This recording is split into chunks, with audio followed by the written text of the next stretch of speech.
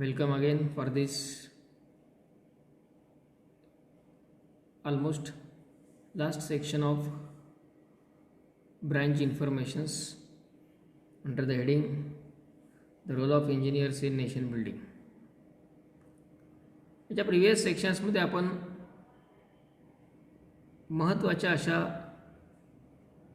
काही ब्रांचेसवरती फोकस केलं. Mechanical engineering, त्यानंतर electronics engineering, electronics and telecommunication, civil आणि कम्प्युटर. याच्या व्यतिरिक्तही आणखी भरपूर इतर ब्रँचेस आहेत काही, त्यावरतीही आपल्याला ओव्हरव्ह्यू घ्यायचा आहे. जस्ट एक शॉर्ट रिव्ह्यू की एक्झॅक्टली व्हॉट इट कंटेन्स. पण त्याकडे जाण्यापूर्वी इंजिनिअरिंग म्हटलं की mathematics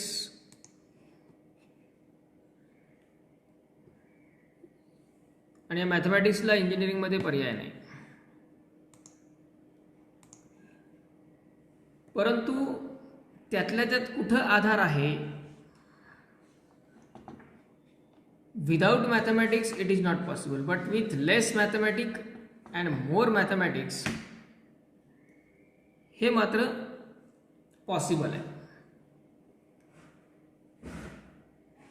curriculum point of view नाही, स्टडी पॉईंट ऑफ व्ह्यू नाही, पण आपल्या फर्दर स्टडीजमध्ये इंजिनिअरिंगच्या ज्या सेक्टरमध्ये आपण काम करणार आहे, म्हणजे आपल्याला ज्यांना असं वाटतं की आता नको हे मॅथमॅटिक्स, बस झालं, कंटाळा आला याचा,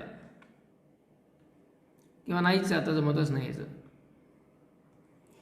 त्यांच्यासाठी, किंवा ज्यांना मॅथमॅटिक्स खूप स्ट्रॉंग आहे अशांसाठी.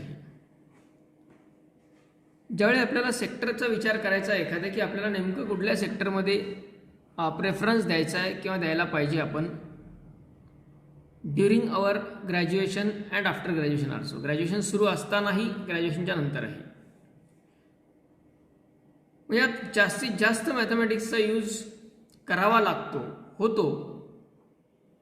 किंवा आपण असं म्हणू शकतो की जे मॅथमॅटिकली स्ट्रॉंग आहेत त्यांना या सेक्टरमध्ये जास्त अपॉर्च्युनिटीज आहेत, आणि जे मॅथमॅटिकली वीक आहेत ॲज कम्पेअर्ड, ॲव्हरेज आहेत, त्यांना कसं तरी फक्त ग्रॅज्युएशन डिग्री करून पुढं चालायचं आणि ॲक्च्युअल फील्ड वर्कवरती काम करायचं, तेही चालतं. हे दोन अगोदर डिफरन्स आपण पाहणार आहेत. यामध्ये पर्टिक्युलरली हा जो चार्ट आहे तो लक्षात घ्या. याच्यामध्ये इंजिनिअरिंग अँड इंजिनिअरिंग टेक्नॉलॉजी असे दोन ॲरो दिसत आहेत दोन्ही साईडनं. पर्टिक्युलरली जो क्वेश्चन बरेच जण विचारतात, what is the difference between B and B tech, त्याचंही उत्तर आपल्याला आता ह्या डिस्कशनमधून मिळणार आहे. Bachelor of engineering and bachelor of technology, या दोन्हीमध्ये मेजर डिफरन्स काय असतो? ऑन अँड ॲव्हरेज आपण जर तुम्हाला लक्षात येणाऱ्या लँग्वेजमध्ये विचारात घेतलं तर after B you will have the 60% theoretical knowledge and 40% practical knowledge about that field or about that branch.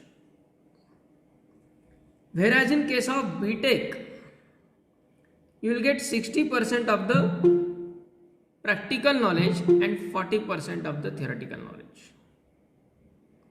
हा एक मायनर डिफरन्स रेशो आहे. आता ॲक्च्युअल कॅल्क्युलेशनमध्ये त्यात थोडेसे व्हेरिएशन येऊ शकतात, पण ओव्हरऑल बीई बीटेक दोन्हीसाठी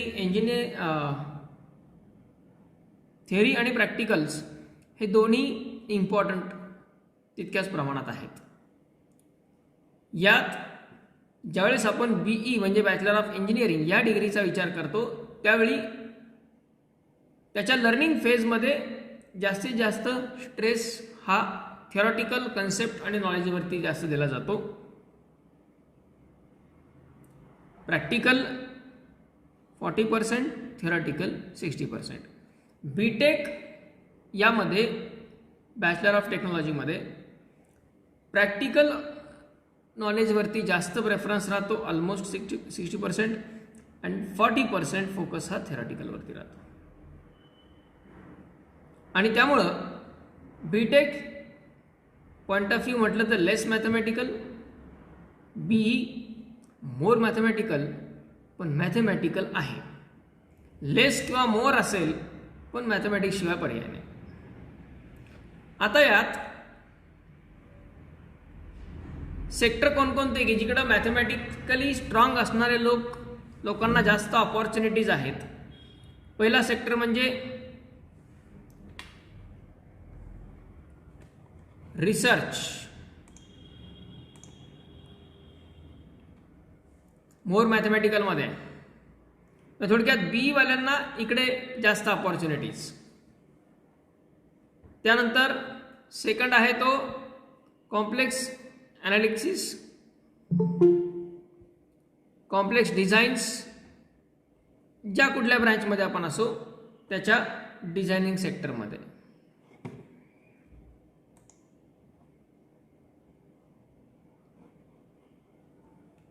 त्यानंतर डेव्हलपमेंट म्हणजे research and development, R&D, manufacturing. या सेक्टर्समध्ये मॅथमॅटिकली स्ट्रॉंग असणं गरजेचं आहे. किंवा आपण असं म्हणू शकतो जे मॅथमॅटिकली स्ट्रॉंग आहेत त्यांना ह्या सेक्टर्समध्ये खूप रिक्वायरमेंट आहे, खूप डिमांड आहे आणि सगळ्यात कमी लोक या सेक्टरमध्ये मिळतात आणि त्याच्यामुळे यांना इम्पॉर्टन्स जास्त प्रमाणात राहतो. ओके. त्यानंतर लेस मॅथमॅटिक्स म्हणजे जिथे थिअरॉटिकली थोडंसं वीक आहे मॅथमॅटिकली पण प्रॅक्टिकली चांगल्या प्रकारे वर्किंग करू शकतो. त्यांच्या अपॉर्च्युनिटीज कुठल्या? Test and evaluation. त्यानंतर रूटीन डिझाईन्स म्हणजे त्यामध्ये खूप काही स्वतः रिसर्च करून वगैरे येणे जे आपल्याला वर्किंग नॉर्मली सिनियर्सकडून प्रोव्हाइड केले असतात त्याच्यावरती थोडंसं डिझायनिंग वर्क करणे.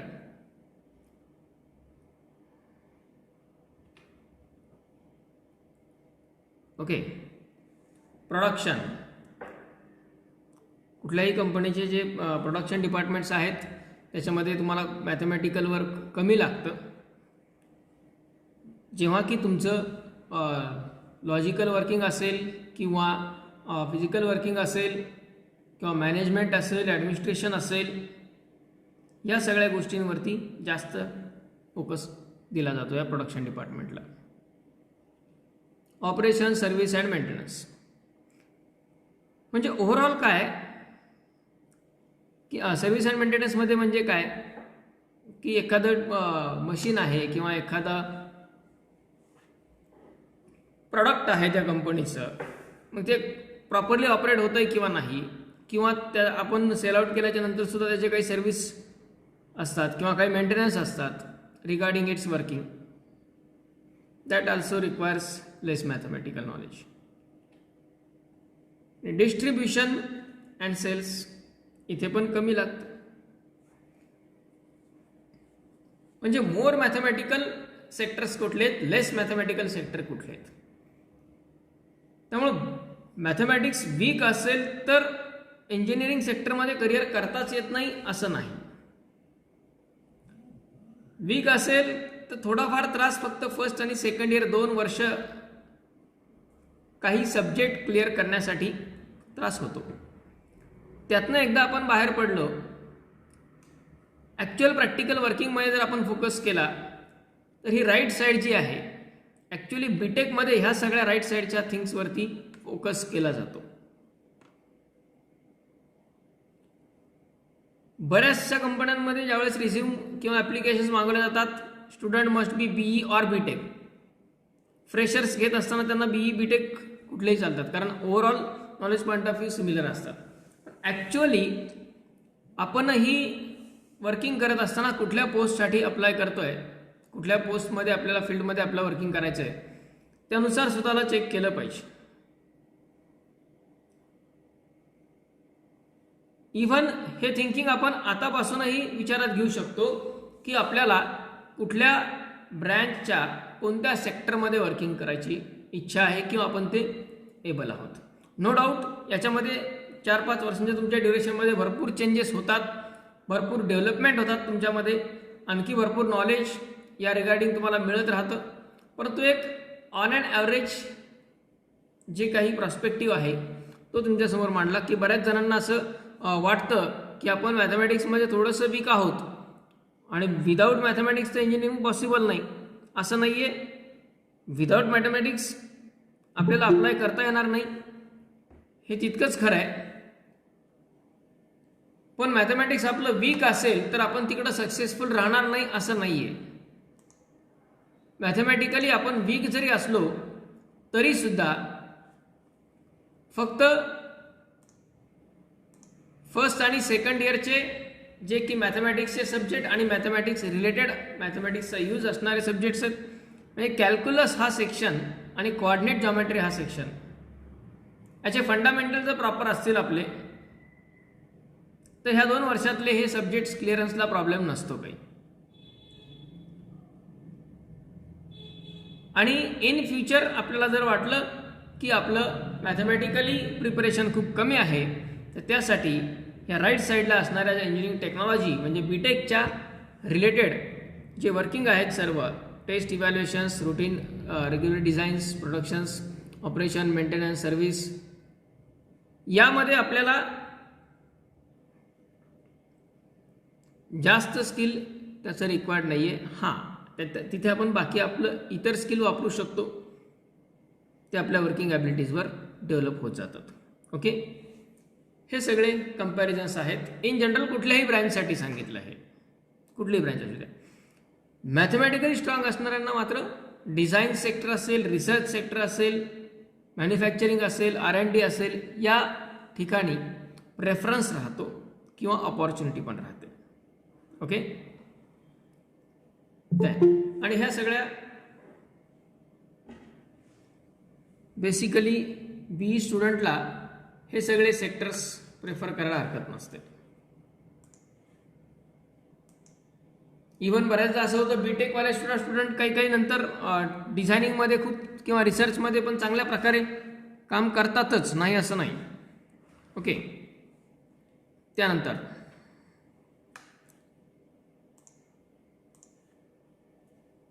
आता आपण वर्किंग करणार आहेत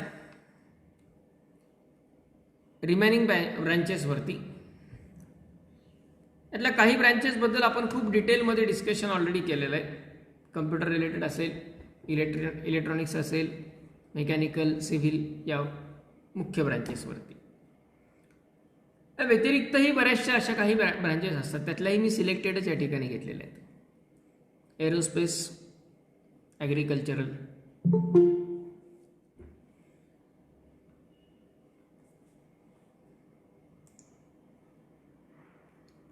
केमिकल,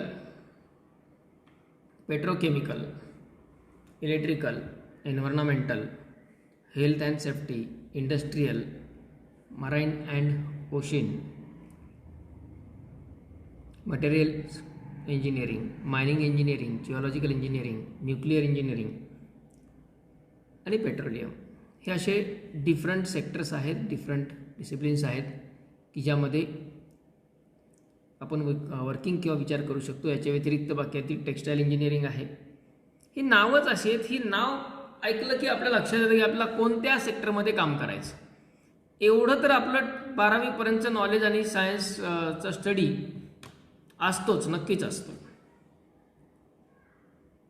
म्हणजे ब्रँचच्या नावावरूनही आपल्याला कळू शकतं की आपल्याला नेमके कोणकोणते सेक्टर्स आहेत जिथे काम करा. म्हणजे जर टेक्स्टाईल म्हटलं की textile industries, textile related industries, या ठिकाणी आपल्याला अपॉर्च्युनिटी राहतील. यामध्ये aerospace,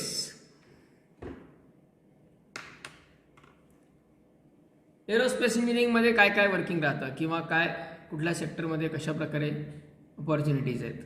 design development and test aircraft spacecraft ranging from rockets and spacecraft to gliders and small passenger aircrafts.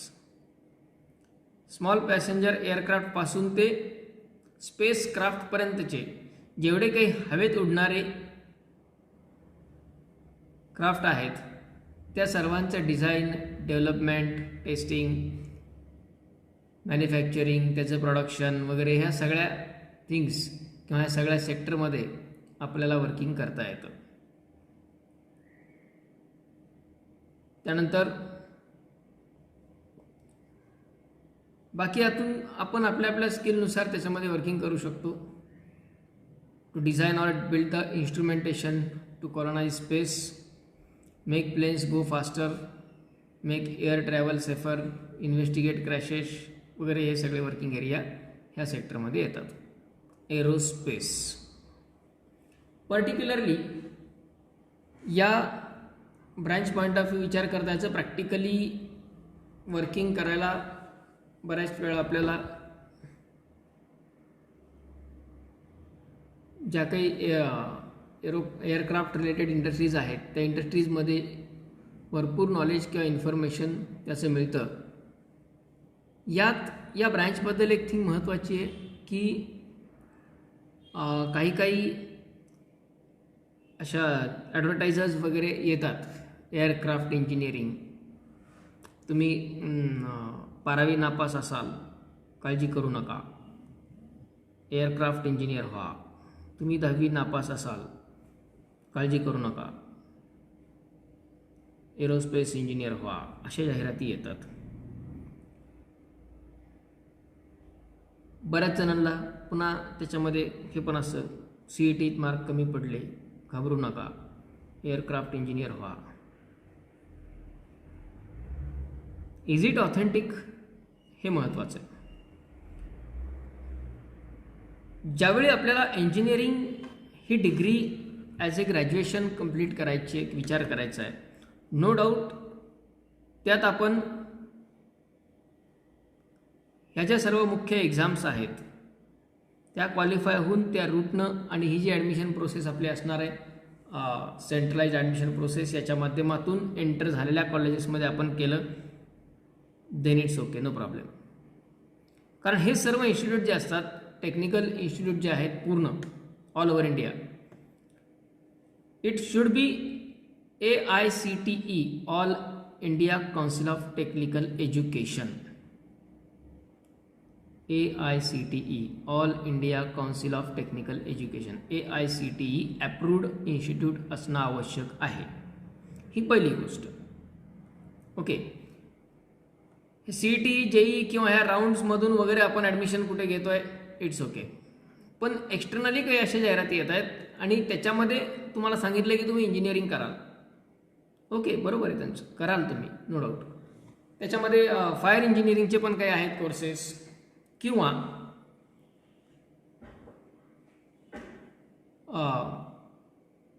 ह्या सगळ्या इंजिनिअरिंगमध्ये आणि आपल्या इंजिनिअरिंगमध्ये फरक काय. तर आपण ज्या इंजिनिअरिंगचा विचार करतोय ते इंजिनिअरिंग ग्रॅज्युएट्सचा विचार करतोय. ओके, आणि त्याच्यामधून तुम्ही जे शिकणार ते ॲज ए सर्व्हिस इंजिनियर किंवा थोडक्यात आपल्याला सांगितलं तर आपण चालना रोडनी जर गेलो आपल्या तर आपला भरपूर इंजिनिअरिंगचे दुकानं दिसतील, इंजिनिअरिंग वर्क्स. इट डझंट मीन तिथं इंजिनियर नाही काम करत, बरोबर आहे. इंजिनिअरिंग वर्क्सचे आपल्याला भरपूर दुकानं दिसतात चालना रोडनी गेल्यानंतर, पण तिथं काय इंजिनियर काम करत नाहीत. तिथं काय काम करतात, सर्व्हिसिंग असेल, रिपेअरिंग असेल अँड सो ऑन, ते इंजिनिअरिंग असतं. 10वी नापास झालात इंजिनियर व्हा, घाबरू नका. हा इंजिनिअरमधला फरक आहे. बऱ्याच जणांना ते प्रॉपरली इन्फॉर्मेशन न घेता त्यामध्ये एंटर होतात. ठीक आहे, त्यांचा जर स्टडी लेवल तेवढा असेल तर त्यांना अपॉर्च्युनिटीज मिळतात, त्यांना जॉब प्रोफाईल त्याचा राहतो, पण तो as a service maintenance engineer म्हणून राहतो. तो ग्रॅज्युएशन इंजिनियर नाही होऊ शकत, ग्रॅज्युएट इंजिनियर नाही होऊ शकत. ठीक आहे, हा फरक त्याच्यामध्ये असतो. त्यामुळं लक्षात घ्यायचं आहे आपण ज्यावेळेस अशा प्रकारच्या ॲड्स वगैरे येतात की त्याचं काही काही त्यामध्ये चांगले पण आहेत, परंतु आपण त्यात इन्फॉर्मेशन डिटेल घेणं गरजेचं असतं. ओके, ॲग्रिकल्चरल इंजिनिअरिंग हाही एक सेक्टर खूप चांगला सेक्टर आहे ॲक्च्युली, पण याच्यामध्ये तितक्या जास्त प्रमाणात इंडियन स्टुडंट्स एंटर होऊन त्याच्यात काम करायला पाहिजे. बीटेक ॲग्री इव्हन याचं ॲडमिशन प्रोसिजर आपल्या CETच्या माध्यमातून जे होते डिफरंटली, कारण जे काही परंपरागत शेती आहे त्याच्यावरती ॲडिशनली रिसर्च करून, ॲडिशनली स्टडी करून जर आपण वर्किंग केलं आणि त्याच्यासाठी इतरांना मदत केली तर हा पण एक सेक्टर खूप चांगला आहे. गव्हर्मेंट्समध्ये सुद्धा याला अपॉर्च्युनिटीज आहेत, गव्हर्मेंट जॉबच्या सुद्धा, किंवा ॲग्रिकल्चर रिलेटेड ज्या इंडस्ट्रीज आहेत, कंपन्या आहेत, पेस्टिसाईड्सच्या इंडस्ट्रीज असतील किंवा वेगळ्या ॲग्रिकल्चरल इन्स्ट्रुमेंट्सच्या मशिनरीच्या इंडस्ट्रीज असतील, याही ठिकाणी त्याला अपॉर्च्युनिटीज असतात. ऑब्वियसली इथे तुमचं इतर जे डिफिकल्ट सायंटिफिक नॉलेज आहे ते खूप कमी लागतं. म्हणजे थोडक्यात अभ्यासक्रमाच्या दृष्टीने विचार करताही हे सोपं आहे. त्यामुळं ज्यांना जे कोणी इंटरेस्टेड असतात या ब्रँचला त्यांनी ह्या सेक्टरवरती पण प्रेफरन्स द्यायला हरकत नाही.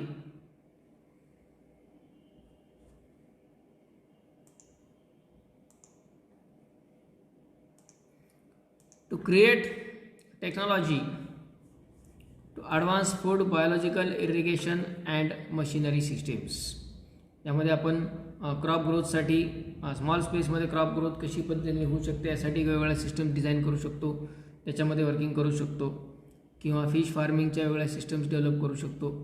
पेस्टिसाईड्सचा यूज कशा पद्धतीने केला जावा याच्यावरती आपण काही रिसर्च आणि मॉडिफिकेशन करू शकतो. फूड सेफ्टीबद्दलही काम करू शकतो. आणखी भरपूर आहेत. हे जस्ट काही फॉर एक्झाम्पल मेन्शन केलेल्या थिंग्स आहेत. ओके, ज्यांना थोडंसं बऱ्यापैकी नॉलेज ॲग्रिकल्चरल फील्डचं प्रिव्हियसली फंडामेंटली आहे, त्याच्यामध्ये वर्किंग केलेलं आहे आणि खरंच त्यात काम करण्याचा इंटरेस्ट आहे, त्यांनी निश्चितपणे या ब्रँचला प्रेफरन्स द्यायला काहीच हरकत नाही. खूप चांगल्या प्रकारे आपण यामध्ये आपली डेव्हलपमेंट करू शकतो. कारण बऱ्याच वेळा असं होतं, असं म्हटलं जातं इंजिनिअरिंगच्या नंतर जॉब किंवा करिअर काय, अपॉर्च्युनिटीज काय, इन्व्हेस्टमेंट्स काय. ज्यावेळेस आपण मेकॅनिकल, इलेक्ट्रॉनिक्स वगैरे अशा ठिकाणी जातो, बिझनेस करण्याचा विचार करतो, त्यावेळेस इन्व्हेस्टमेंटचा पहिला मोठा प्रश्न समोर येतो. मग आपल्याला जॉब आणि त्याच्यासाठी वेटिंग करावं लागतं. पण जर आपल्याला ह्या सेक्टरमध्ये, ॲग्रिकल्चरल सेक्टरमध्ये इंटरेस्ट असेल, आपण वर्किंग करत असलो, ऑलरेडी आपल्याकडे इन्व्हेस्टमेंटसाठी आपल्या ज्यांच्याकडे शेती आहे स्वतःची बऱ्यापैकी, ऑलरेडी इन्व्हेस्टमेंट त्यांची खूप मोठी आहे, त्याच्यामध्ये ते वर्किंग करू शकतात. पण या सेक्टरमध्ये महत्त्वाचं आहे की हार्डवर्क तर आहेच आहे, पण त्याहीपेक्षा महत्त्वाचं आहे की इंटरेस्ट. खूप चांगल्या पद्धतीनं ग्रोविंग हा सेक्टर आहे.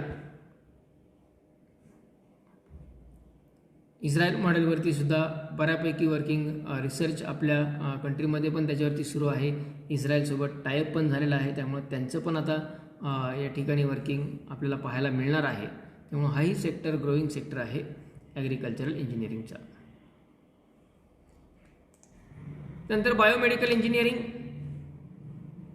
नेहमीच आपण पाहतो की मेडिकल सेक्टरमध्ये इंजिनिअरिंगचा यूज हा किती प्रमाणात वाढलेला आहे. म्हणजे कुठल्याही हॉस्पिटलमध्ये आपण ज्यावेळेस कुठल्याही आपल्या डिसीजच्या डिटेक्शनसाठी जातो, त्याच्या ट्रीटमेंटसाठी जातो, डॉक्टर्सला मॅक्झिमम डिसिजन्स जे असतात, पूर्वी ट्रायल अँड एरर असायच्या बऱ्याचदा, कारण आतमध्ये बॉडीमध्ये काय चाललंय कुठं, ज्यावेळेस ही टेक्नॉलॉजी नव्हती त्यावेळी ते बाय प्रॅक्टिस लक्षात यायचं, पण इतक्या मायन्युटली ह्या गोष्टी क्लिअर अप होत नव्हत्या जितक्या आता ह्या टेक्नॉलॉजीच्या मदतीने होत आहेत. इमिजिएटली एक्सरे काढला की पटकन दिसतंय काय झालंय, फक्त तेवढ्याच भागावरती ऑपरेट करायचं आहे किंवा तेवढ्याच भागावरती ट्रीटमेंट करायची आहे. हे फॉर एक्झाम्पल यामध्ये कम्प्लीट बॉडी स्कॅन, कुठल्याही प्रकारचा आजार असेल तर तिथे टेक्नॉलॉजी ही वापरली जातेच आहे, वापरावी लागतेच आहे. म्हणजे ज्यांना बायो हा सब्जेक्ट चांगला आहे, इव्हन मेडिकलचं ड्रीम पण होतं, पण ते कदाचित नीटच्या कमी स्कोअरमध्ये कंप्लीट नाही होऊ शकत आहे, पण त्या फील्डमध्येच काम करायचं आहे, they have this better option of biomedical engineering.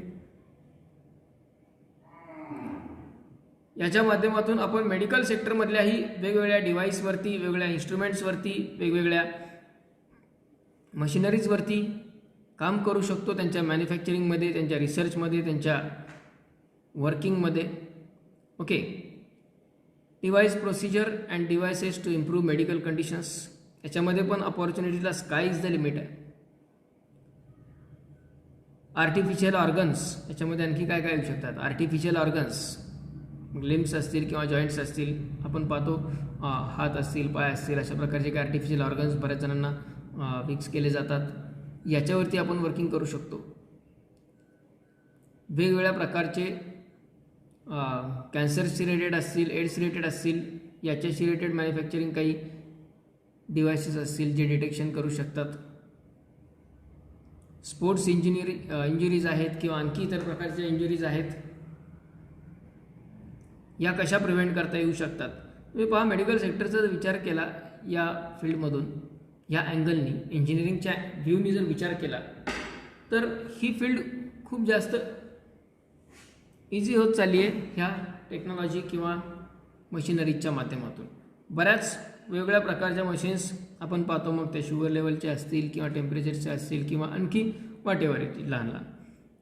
Even आपला डे टू डे वॉक जो असतो तो सुद्धा, आपलं किती एक्झरसाईज कुठल्या प्रकारचं होतं आहे हे सुद्धा डिजिटली काउंट केलं जातं आहे. म्हणजे आपल्या बॉडीमधल्या प्रत्येक मायनर थिंगवरती वर्किंग करणारा डिव्हायसेस आणि त्याचे रिसर्च आणि त्याच्यावरती वर्किंग हे करता येऊ शकतात. त्यामुळे ही एक आणखी चांगली डिफरंट फील्ड आहे बायोमेडिकल इंजिनिअरिंग.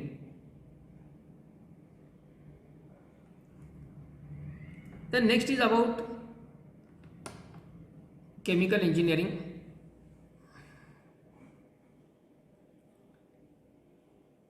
एकेकाळची गोल्डन ब्रँच याला म्हटलं जातं. फर्स्ट प्रेफरन्सवरती चालणारी ही ब्रँच होती साधारणतः 1990 to 2000 या दशकाच्या दरम्यान, किंवा 1985 पासूनच 10-15 वर्ष प्रचंड प्रमाणात चाललेली ही ब्रँच आहे, केमिकल ब्रँच. आजही ही ब्रँच बऱ्या प्रमाणात सुरू आहे. आता थोडंसं याच्यावरती जो प्रेफरन्स दिला जातो स्टुडंटकडून तो कमी कमी होत चाललेला आहे. त्याचे काही रिझन्स पण आहेत. कारण ज्या ब्रँचेस आपण डिफरंट पाहतोय, एक नंबरला प्रेफरन्स असणारी जशी सध्या कम्प्युटर ब्रँच आहे, तशा प्रकारची केमिकल इंजिनिअरिंग ड्रीम असायचं पण मिळत नसायची. तशा प्रकारच्या अपॉर्च्युनिटीज पण त्या सेक्टरमध्ये त्या काळी तितक्या लेवलला होत्या. कारण फ्युएल हा सगळ्यात महत्त्वाचा सेक्टर आहे. त्या सेक्टर्समध्ये किंवा रॉ मटेरियल्स असतील किंवा डिफरंट केमिकल्स असतील, केमिकल्सचे प्रोडक्शन्स असतील, ह्या सगळ्यांमध्ये भरपूर प्रमाणात यांना अपॉर्च्युनिटीज असायच्या. आता नेमकं काय झालं, आता ह्या अपॉर्च्युनिटीज कमी झाल्या का? त्या इंडस्ट्रीज नाही आहेत किंवा त्या प्रकारच्या आता केमिकल्सचा किंवा फ्युएल्सचा किंवा असा वापर केला जात नाही आहे, असं बिलकुल नाही आहे.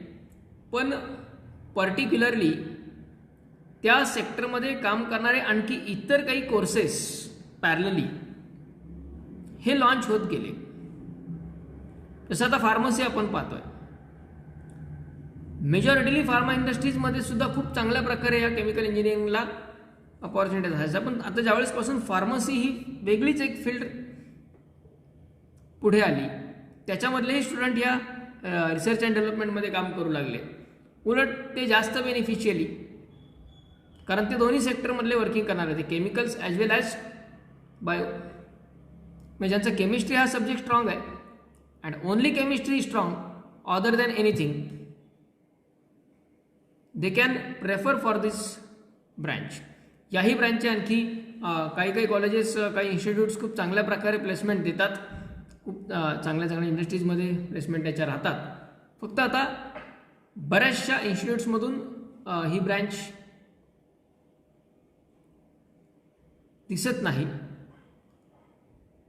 जशी पूर्वी प्रत्येक ठिकाणी, जसं आता कॉम्प्युटर रिसर्चचं प्रत्येक ठिकाणी केमिकली ब्रँच असायची, तितक्या जास्त प्रमाणामध्येही नाही. परंतु तरीही याला अपॉर्च्युनिटीज नाही तसं म्हणता येत नाही, अपॉर्च्युनिटीज आहेत. ओके, फक्त तो सेक्टर कम्प्लिटली डिफरंट आहे. म्हणजे जसं आपण म्हणू शकतो इलेक्ट्रॉनिक्स इंजिनिअरिंगवाला किंवा मेकॅनिकल इंजिनिअरिंगवाला सुद्धा कम्प्युटरसारख्या सेक्टरमध्ये, IT सारख्या सेक्टरमध्ये किंवा कुठल्याही सेक्टरमध्ये एंटर करू शकतो. किंवा मेकॅनिकलवाला ऑटोमोबाईलमध्ये जाऊ शकतो, मेकॅनिकलवाला एरोस्पेसमध्ये जाऊ शकतो, रोबोटिक्समध्ये जाऊ शकतो. असे जे डिफरंट वेज पुढं अवेलेबल आहेत यांच्यासाठी, तसे वेज याच्यासाठी नाही आहेत. एकदा केमिकलमध्ये घुसलं की केमिकलच फक्त.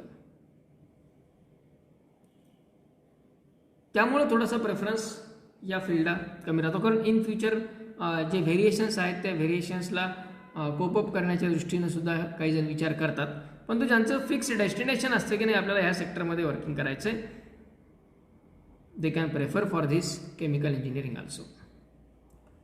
Okay, and one more core branch. या 3 कोर ब्रँचेस आपण विचारात घेतल्या होत्या, मेकॅनिकल, सिव्हिल अँड इलेक्ट्रिकल. त्यामधले ही इलेक्ट्रिकल. आता इलेक्ट्रिकलचं असं झालंय,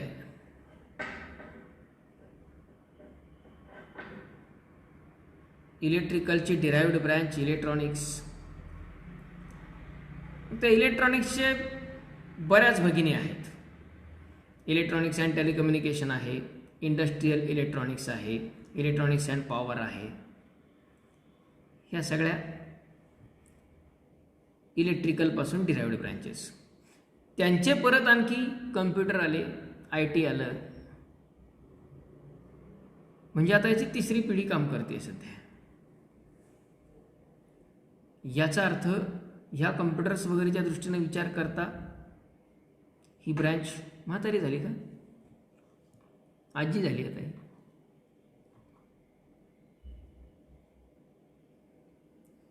या सेक्टरमध्ये काय अपॉर्च्युनिटीज आहेत, हाही एक खूप चांगला सेक्टर आहे. जरी ही ब्रँच खूप जुनी असली, जरीही या ब्रँचच्या बऱ्याचशा डिराइव्ड ब्रँचेस तयार झालेल्या असल्या, तरीही या ब्रँचमध्ये अपॉर्च्युनिटीज आहेत. To design, develop and test manufacture of electrical equipments, large scale electrical systems. Main thing की याच्यामध्ये जे काही ते लार्ज स्केल आहे. आपण पाहतो इलेक्ट्रिकल आणि इलेक्ट्रॉनिक्समधला डिफरन्स आपण पाहिला. Electronics works on less power, electrical devices higher power, 230 volt alternating current. त्याच्यामध्ये परत 2 फेज 3 फेज असेल तर त्याच्याशिवाय वर्किंग होऊ शकत नाही कुठलं. म्हणजे कम्प्युटर आले, डिव्हायसेस आले वेगळे, इलेक्ट्रॉनिक्स डिव्हायसेस आले. कुठलंही इन्स्ट्रुमेंट येऊ द्या, कुठलीही मशिनरी येऊ द्या, त्याला जर चालायचं असेल, लाईट पाहिजेच ना. ही लाईट जर नसली हे बाकी सगळे इंजिनिअरिंगचे जे सगळे डिव्हायसेस आणि सगळे सेक्टर आहेत यातलं कोणीच काम नाही करू शकणार. Without electricity, without power, without thermal generation हे पॉसिबलच होणार नाही. म्हणून म्हटलं ही आजी आहे आणि सगळ्यात महत्त्वाची. इवन या सेक्टरमध्ये आता इलेक्ट्रिकल म्हटलं की आपल्याला फक्त एक दिसतं MSCB, गव्हर्नमेंट सेक्टर म्हणून आपण त्याकडे पाहू शकतो. पण आता प्रायव्हेटमध्ये सुद्धा भरपूर काही पॉवर जनरेशन्सचे युनिट्स आहेत, थर्मल पॉवर जनरेशनचे. त्याही सेक्टरमध्ये अपॉर्च्युनिटीज असतात. इव्हन नॉन कन्व्हेन्शनल एनर्जीपासून कन्व्हेन्शनल एनर्जी तयार करणे याच्या रिसर्चेसमध्ये वगैरे सुद्धा भरपूर अपॉर्च्युनिटीज आहेत. इफेक्टिव्ह रडार सिस्टम्स असतील किंवा new ways to harness electrical power generate करण्याचे आणखी नवनवीन काय मार्ग आहेत याच्यावरती रिसर्च करणे. जसं काल एक व्हिडिओ एक्झाम्पल दिलं होतं, पवनचक्कीचा वापर करून आपल्याला माहीत आहे एअरपासून इलेक्ट्रिसिटी जनरेशन होतं. पण त्या त्या व्यक्तीनं काय केलं आहे, त्या स्टुडंटनी त्याच्यापासूनच at a time electricity as well as water, drinking water, pure drinking water हे तयार केलं. म्हणजे असे काही वेगवेगळ्या प्रकारचे आपण रिसर्चमध्ये पण एंटर करू शकतो. आज आपण पाहतोय की वेगवेगळ्या नॉन कन्व्हेन्शनल सोर्सेसपासून सुद्धा इलेक्ट्रिसिटी जनरेशन कसं होऊ शकेल. कारण आज खऱ्या अर्थानं जसं डेव्हलपमेंट होत चाललेलं आहेत, इलेक्ट्रिसिटीची नीड ही सगळ्यात जास्त प्रमाणात वाढते. आजही भरपूर सेक्टर असे आहेत की ज्या सेक्टरमध्ये लाईट नसतात, लोड शेडिंग असतात. याचा अर्थ इलेक्ट्रिसिटीची डिमांड कमी झालेली आहे असं नाही, ती डिमांडिंग आहेच. आणि त्यामुळे इलेक्ट्रिकल सेक्टर जो आहे, इलेक्ट्रिकल ब्रँच जी आहे, या इलेक्ट्रिकल ब्रँचला इम्पॉर्टन्स हा पूर्वीही होता, आजही आहे आणि तो राहणार. त्यामुळं हा सेक्टर इग्नोर होतं बऱ्याच जणांकडून. काही जण याला स्पेसिफिकली प्रेफर करतात. इव्हन याच्यामध्ये या ब्रँचला प्रेफरन्स असणारे फक्त एक विचारात घ्यायचे की जो इनिशियल काही कन्सेप्च्युअल थेरॉटिकल स्टडी आहे तो थोडासा designing sector point of view difficult जातो. म्हणजे physics part second, in short physics part second, again that is the electrical engineering. Study point of view थोडासा डिफिकल्ट आहे. अपॉर्च्युनिटीज पॉईंट ऑफ व्ह्यू आपण comparison करू शकतो. पण ब्रँच चांगली आहे आणि प्रेफरन्स देण्यासारखी पण आहे. फक्त आपले एम्स ऑब्जेक्टिव्स याच्यामध्ये बसत आहेत किंवा नाही या दृष्टीनं आपण विचार करू शकतो. ठीक आहे.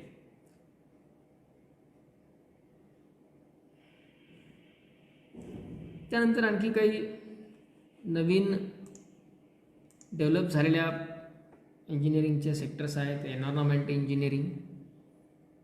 एन्व्हायरमेंटल प्रॉब्लेम्स जे आहेत, मग पोल्युशन, वॉटरचा use, materials, energy, waste treatment यांच्यापासून नवनवीन काही थिंग्स तयार करणे. किंवा जसं सोलार सिस्टम्स आहेत, आता सोलारच्या माध्यमातून इलेक्ट्रिसिटी जनरेशन किंवा सोलारच्या माध्यमातून एनर्जी जनरेशन. वेगवेगळे वेस्ट मटेरियल्स जे आहेत त्यांच्यापासून एनर्जी क्रिएट करणे.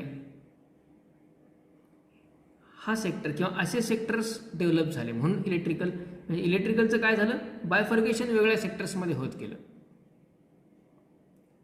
स्पेशलायझेशन त्याचं होत गेलं. म्हणजे इलेक्ट्रिकल इंजिनियर असतील ते या सेक्टरमध्ये पण काम करू शकतात, एन्व्हायरमेंटल इंजिनिअरिंगमध्ये पण काम करू शकतात. ओके.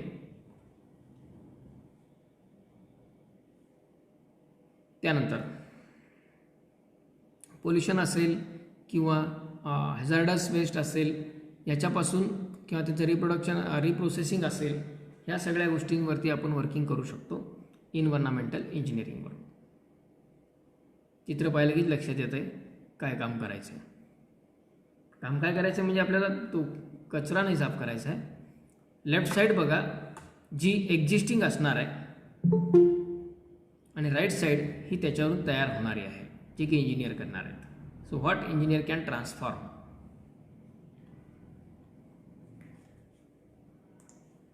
ओके. त्यानंतर या एन्व्हायरमेंटल इंजिनिअरिंग प्रमाणेच health and safety engineering pass किती स्पेशलायझेशन होत गेलेले हळूहळू. टू बी स्पेसिफिक या दृष्टीने विचार जर केला, आज महत्त्वाची रिक्वायरमेंट जी आहे ह्युमन बिईंगची, that is health and safety. फक्त हेल्थ आणि सेफ्टी एवढ्यावरतीच काम करणारे engineers. Identify the potential hazards and develop protocols to prevent or reduce hazardous situations. ज्या प्रकारच्या सिच्युएशन्स असतील, ज्या सिच्युएशन्स आहेत, मग त्यामध्ये वर्क प्लेसला होणारे ॲक्सिडेंट्स असतील किंवा रोड ॲक्सिडेंट्स असतील किंवा वेगवेगळ्या प्रकारच्या इंडस्ट्रीजमध्ये होणाऱ्या मशिनरीजच्या माध्यमातून होणाऱ्या असतील, याच्यावरती आपल्याला काय सेफ्टी मेजर देता येऊ शकतात, याच्या माध्यमातून आपण सगळ्यांच्या हेल्थला कशा पद्धतीने प्रोटेक्ट करू शकतो, याच्यावरती वर्किंग करणारं सुद्धा एक इंजिनिअरिंग आहे.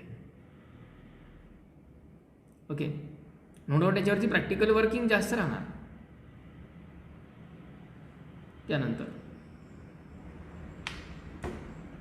Industrial engineering.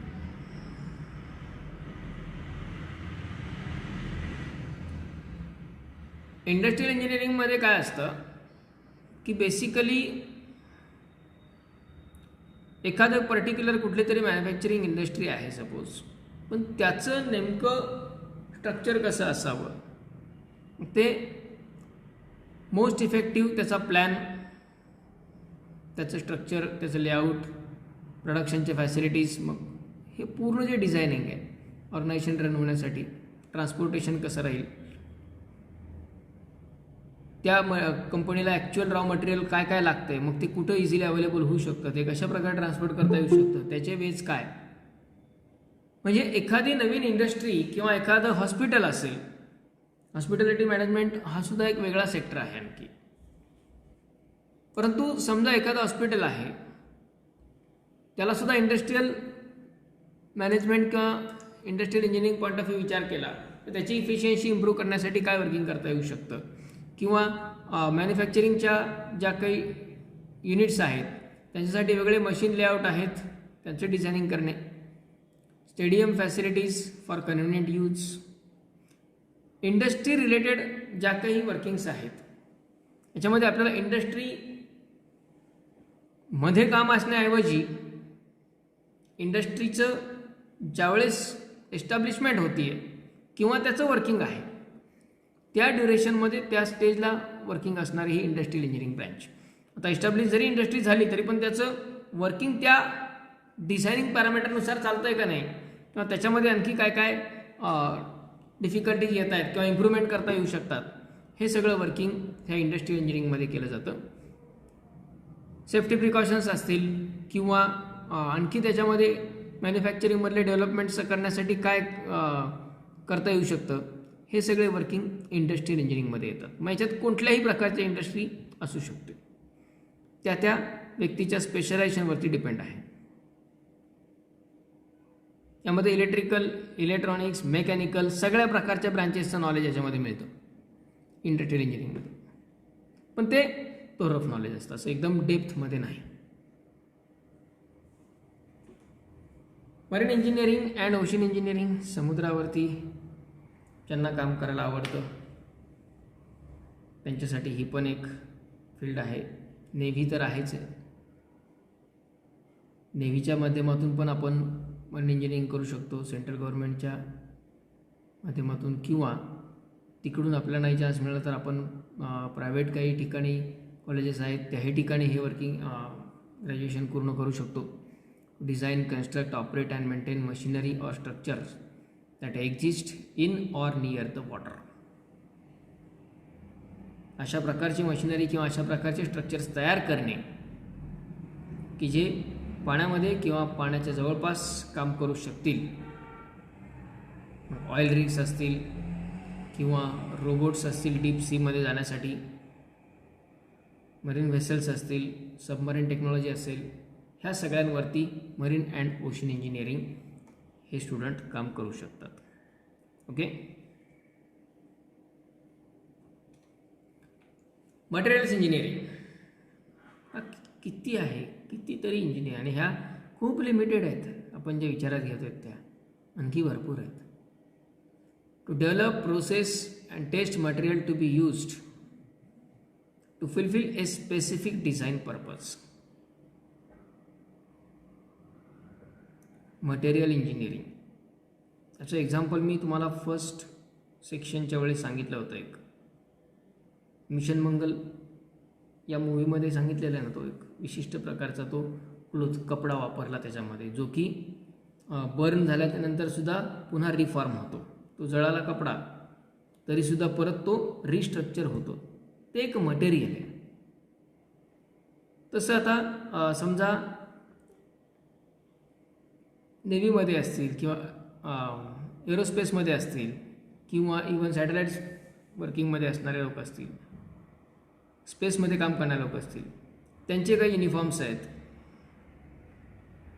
त्या सेफ्टी पॉईंट ऑफ व्ह्यू नेमकं कोणकोणतं मटेरियल कशा पद्धतीने सुरक्षितपणे काम करू शकतं याच्यावरती वर्किंग करणे. त्यानंतर समजा काही एखादा विक्टीम स्किन बर्न झालेली आहे, मग ते बर्न झालेल्या स्किनवरती चांगल्या प्रकारे ट्रीटमेंट देऊ शकेल अशा प्रकारच्या मटेरियलवरती काम करू शकतात. स्पेस ट्रॅव्हलमधले प्रोटेक्टिव्ह मटेरियल्स असतील, आणि इलेक्ट्रिसिटी कंडक्शनमधले सुद्धा वेगवेगळे मटेरियल जे आहेत त्याच्यावरती हे काम करू शकतात. त्यामुळे मटेरियल इंजिनिअरिंग म्हणजे एक्झॅक्टली वेगवेगळ्या प्रकारच्या मटेरियल्सच्या प्रॉपर्टीज, कॅरेक्टरिस्टिक्सचा वापर, ॲप्लिकेशन कशा पद्धतीने चांगल्या प्रकारे करता येऊ शकतो. म्हणजे कुठलंही डिझाईन करत असताना त्याला मटेरियल रिक्वायर्ड आहे हे लक्षात घ्या. म्हणजे कुठलं मटेरियल वापरणं जास्त कन्व्हिनियंट आहे, त्याच्या वेगळ्या कॅरेक्टरिस्टिक कशा, त्याचे वेगळे वर्किंग ड्रॉबॅक्स काय किंवा त्याचे बेनिफिट्स काय, म्हणजे त्या मिशन मंगलच्या पूर्ण डिझायनिंगमध्ये तुम्हाला याचं ते मी फक्त एक एक्झाम्पल सांगितलं कपड्याचं, पण बऱ्याच ठिकाणी वेगळ्या प्रकारच्या मटेरियल्सवरती ते काम करत असतात. म्हणजे त्या रिसर्चमध्ये, त्या स्पेस रिसर्चमध्ये हे सगळं वर्किंग हे मटेरियल इंजिनिअरिंग करू शकतात. मायनिंग अँड जिओलॉजिकल इंजिनिअरिंग हा एक पुन्हा आणखी सेक्टर, हा पण खूप जुना सेक्टर आहे की जमिनीच्या आत कुठं कुठं काय काय लपून ठेवलेलं आहे, कुठं काय काय दडलं आहे याचा शोध घेणं हे ह्युमन बिईंग फार पूर्वीच्या काळापासून करत आलेलं आहे. फक्त ते काम थोडंसं टेक्निकली जे केलं जातं ते मायनिंग किंवा जिओलॉजिकल इंजिनिअरिंगच्या माध्यमातून केलं जातं.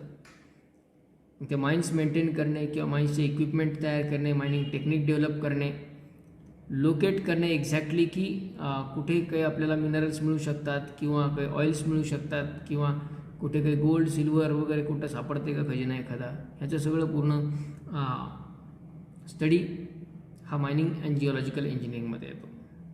त्यानंतर मायनिंग इंडस्ट्रीज ज्या आहेत त्याच्यामध्ये सेफ्टी प्रोसिजर्स किंवा काही इक्विपमेंट्सवरती काम करणे हाही सेक्टर या मायनिंग अँड जिओलॉजिकल इंजिनिअरिंगमध्ये येतो.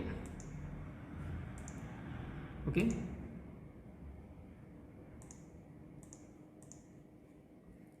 न्यूक्लिअर इंजिनिअरिंग याचं एक ड्रीम आपण ठेवू शकतो. अशा प्रकारची ही पण एक चांगल्या प्रमाणात डेव्हलप होत असलेली ब्रँच आहे. इवन याच्यात नंतरही स्पेशलायझेशनमधून आपण एंटर करू शकतो. पर्टिक्युलर इलेक्ट्रॉनिक्स, मेकॅनिकल वगैरे सारख्या सेक्टरमधून सुद्धा त्यामध्ये जाता येतं. पण स्पेशली न्यूक्लिअर इंजिनिअरिंगमध्ये काय, nuclear materials for energy, medicine and industry. ह्या तीनही इंडस्ट्री किती महत्त्वाच्या आहेत. एनर्जी, मेडिसिन्स आणि वेगवेगळ्या इंडस्ट्रीज, यासाठी न्यूक्लिअर मटेरियल्सचा काय वापर होऊ शकतो का, कशा प्रकारे यूज करता येऊ शकतो. त्यानंतर to inspect and maintain nuclear submarines, identify new medical uses for रेडिएशन्सपासून आणखी काय काय मेडिकली होऊ शकतं याच्यावरती पण विचार होऊ शकतो. To develop methods to utilize nuclear energy for space travel also. Nuclear एनर्जीचा वापर करून स्पेस ट्रॅव्हलसाठीही काही मदत करता येते का याच्यावरतीही काम करता येऊ शकतं. या काही अपॉर्च्युनिटीज आणि वर्किंग एरियाज आहेत न्यूक्लिअर सेक्टरमध्ये.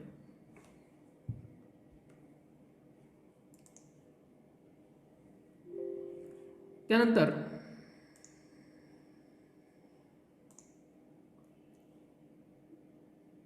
Petroleum engineering. केमिकल इंजिनिअरिंगसारखीच ही एक वेगळा इम्पॉर्टन्स असणारी ब्रँच होती आहे. इव्हन पेट्रोलियम इंजिनिअरिंग वेगळं, पेट्रोकेमिकल इंजिनिअरिंग पण वेगळं आहे.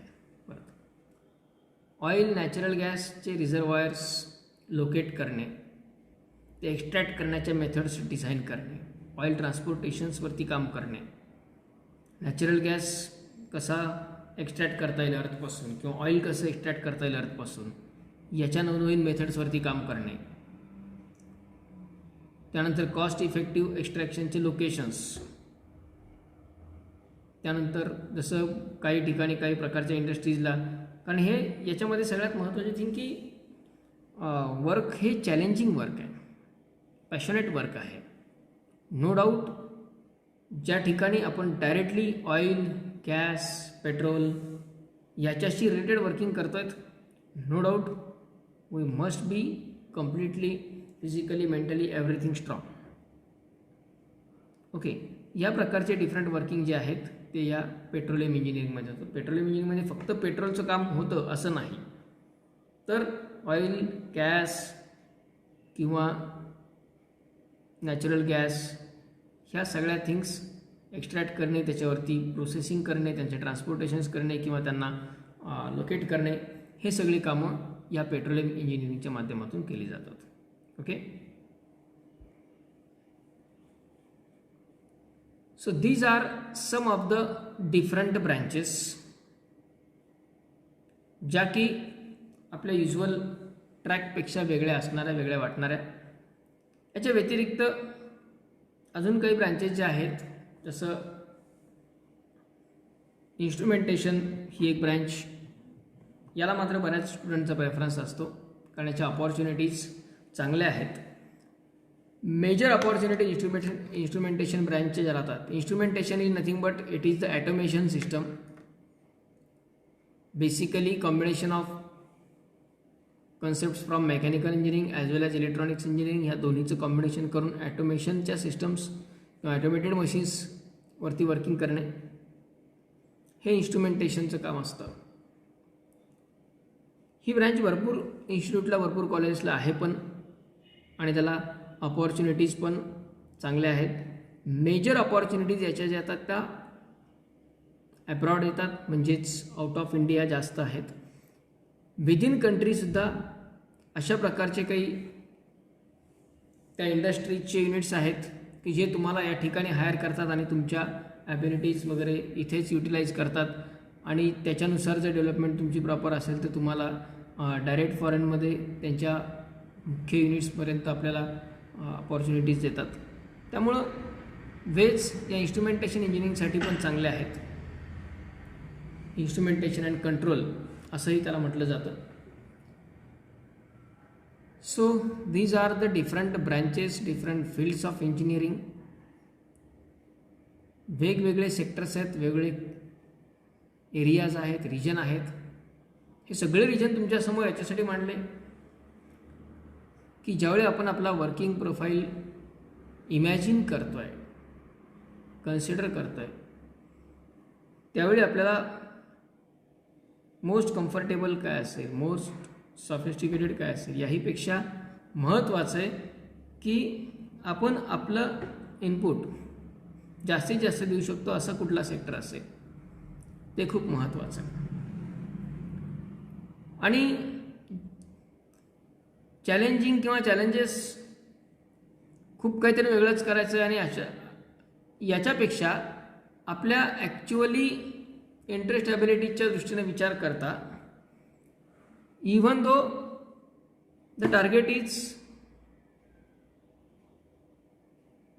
मिनिमम, पण त्याच्यात आपल्याला आपलं मॅक्झिमम वर्क कसं देता येऊ शकतं आणि आपली इम्प्रूव्हमेंट मॅक्झिमम कशी करता येऊ शकते हे जास्त महत्त्वाचं आहे. म्हणजे कमी ओझं उचलायचं आणि जास्त दूरपर्यंत चालत जायचं हे योग्य आहे. उगीच काहीतरी डेअरिंग करायची आणि वजनापेक्षा जास्त ओझं उचलायचं आणि मध्येच कुठेतरी धडपडून पडायचं हेही योग्य नाही आहे. त्यामुळं आपण तो बॅलन्स आधी साधणं गरजेचं आहे. सो अकॉर्डिंगली आपल्याला ब्रँच सिलेक्शन करतानाही आपण ह्या गोष्टींचा विचार करणं गरजेचं आहे.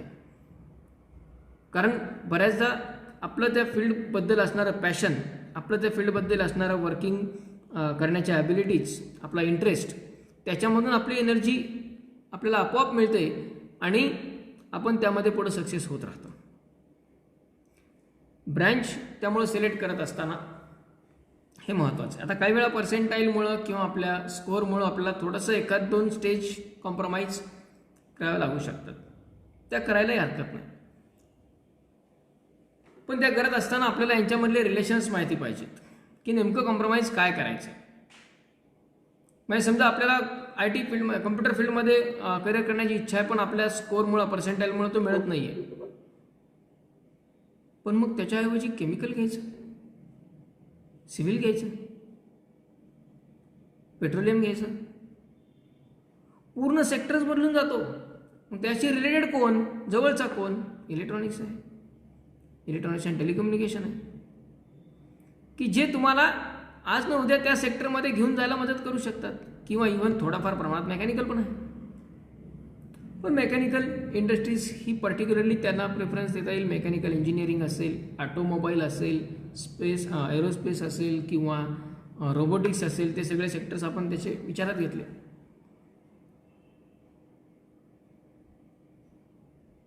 त्यामुळे ब्रँच सिलेक्ट करत असताना, वर्किंग करत असताना ज्या सेक्टरमध्ये जायचं आहे ॲक्च्युली त्याच्यावरतीच आपला प्रेफरन्स राहायला पाहिजे. पण जर इन केस मायनर आपल्याला कॉम्प्रोमाइज किंवा व्हेरिएशन करावे लागले आपल्या पर्सेंटाईलमुळं, रँकिंगमुळं, तर ते मायनर असावेत की जेणेकरून आपल्याला कधी ना कधी स्विच होऊन तिकडे एंटर करता येईल. आपले जर टार्गेट्स कम्प्लिटलीच डिफरंट आहेत, आपल्याला डायरेक्ट सिव्हिल सर्व्हिसेस एक्झामचा विचार करायचा आहे, UPSC वगैरे सारख्या एक्झामचा विचार करायचा आहे, अशाही बरेच जणांचे टार्गेट असतात. त्यांनी पर्टिक्युलरली सेक्टर अशा पद्धतीने सिलेक्ट करावा की ज्याचा ॲक्च्युअल ग्रॅज्युएशन कंटेंट आणि सिलेबस जो आहे तो थोडासा ॲव्हरेज किंवा इझी लेवलचा आहे, की सो दॅट त्यांची एनर्जी आणि त्यांचा फोकस जो आहे का UPSC सारख्या एक्झाममध्ये इंजिनिअरिंगच्या स्टुडंटचा खूप जास्त प्रमाणात रिझल्ट या मागच्या 5 वर्षांमध्ये ग्रोविंग आहे. त्याला वेगवेगळे रिझन्स आहेत. पण महत्त्वाची थिंग म्हणजे UPSC सारख्या UPSC जो कंटेंट आहे, जो सिलेबस आहे, तर इंजिनिअरिंगचे स्टुडंट्स खूप इझिली आणि चांगल्या प्रकारे कॅप्चर करत आहेत आणि त्याच्यावरती सक्सेस मिळवत आहेत. त्यामुळे त्या सेक्टरमध्ये सुद्धा जर जायची इच्छा असेल तर हा एक चांगला वे आहे. फक्त मग ब्रँच सिलेक्ट करताना आपल्या कॅपॅसिटीपेक्षा, आपल्या रिक्वायरमेंटपेक्षा एक तर आपलं तिकडे वर्किंग पण करायचं नाही आणि खूप डिफिकल्ट ब्रँच घेऊन बसायची, मग तेही निघत नाही, हे होत नाही, असंही नको व्हायला. तर त्याच्यामध्ये ॲव्हरेजली प्रेफरन्स द्या, पण अशा प्रकारे प्रेफरन्स द्या की जर इन केस तुम्ही आफ्टर BE, आफ्टर ग्रॅज्युएशन तुम्हाला UPSC मध्ये सक्सेसफुल तुम्ही नाही राहिलात, तर जी कुठली ब्रँच तुम्ही सिलेक्ट केलेली आहे त्या ब्रँचमधून तुमच्या करिअर ऑपॉर्च्युनिटीज तुम्हाला डिझाईन करता यायला पाहिजेत, याचा मात्र विचार नक्की करा. काही वेळा काय होतं, आपण आपलं डेस्टिनेशन डायरेक्ट ते असतं UPSC, मग घ्या कुठली घेतली तरी काय प्रॉब्लेम. पण इन केस जर तुम्हाला तिकडे सक्सेस नाही मिळाला तर आपला हा जो आहे ग्रॅज्युएशन हा महत्त्वाचा प्लॅटफॉर्म आहे आणि ह्या प्लॅटफॉर्मला अशा पद्धतीने डिझाईन करा की ठीक आहे, तुम्हाला पोस्ट ग्रॅज्युएशनमध्ये पुढे आणखी काही तुमचे ड्रीम्स असतील ते आपल्याला मिळवण्याचा प्रयत्न करायचाच आहे, नो डाऊट. पण नाही झाले, 1% मध्ये निगेटिव्ह थिंकिंग पाहिजे. अशा वेळी आपण जो कुठला प्लॅटफॉर्म सिलेक्ट केला आहे त्याच्यामधून आपल्याला आणखी वेगळे वेज काय क्रिएट करता येऊ शकतात किंवा तिकडे आपल्याला आणखी काय अपॉर्च्युनिटीज असू शकतात ह्या दृष्टीने विचार करा. ओके, त्यामुळं जर आपले फायनल डेस्टिनेशन्स तिथून पुढे असतील तर नो डाऊट ते ठेवाच, त्याच्यावरती मेहनत घ्या, त्याच्यावरती इफेक्टिव्हली काम करा, पण प्लॅटफॉर्म स्ट्रॉंग ठेवा जो की तुमचा ग्रॅज्युएशनचा. Okay, so these are about the different branches, त्यांचे कंपॅरिझन्स आणि त्यांच्यामधल्या अपॉर्च्युनिटीज यावरती आपण एक शॉर्ट रिव्ह्यू घेतलेले आहेत. फर्दर सेक्शनमध्ये ॲक्च्युअल ॲडमिशन प्रोसिजर्ससाठी काय काय स्टेप्स आहेत, रजिस्ट्रेशन स्टेज असेल, डॉक्युमेंट व्हेरिफिकेशन स्टेज असेल, त्यानंतर मेरिट लिस्ट ज्यावेळेस येईल, रँक ज्यावेळेस येईल, त्याच्यानंतर आपल्याला इन्स्टिट्यूट्स, त्यानंतर ब्रँच यांचे जे प्रेफरन्स आहेत, ऑप्शन फॉर्म त्याला म्हटलं जातं, प्रेफरन्स फॉर्म त्याला म्हटलं जातं प्रत्येक राऊंडसाठी, ते कसे फिलअप करायचे, त्याच्या वेळेस काय काय काळजी घ्यायची, ह्या सगळ्या गोष्टींवरती आपण डिस्कस करणार आहोत. यात आणखी एक महत्त्वाचा भाग आहे, ब्रँच सिलेक्ट करताना काय विचार करायला पाहिजे हे आपण आज पाहिलं. पुढच्या भागामध्ये आपण पाहणार आहेत इन्स्टिट्यूट सिलेक्ट करत असताना आपला क्रायटेरिया काय पाहिजे आणि त्यात आपण कोणकोणत्या गोष्टी विचारात घेणं आवश्यक आहे. त्यामुळे तो आता महत्त्वाचा सेक्शन असणार आहे. आपल्या नेक्स्ट पार्टमध्ये आपण तो पाहूया. ओके.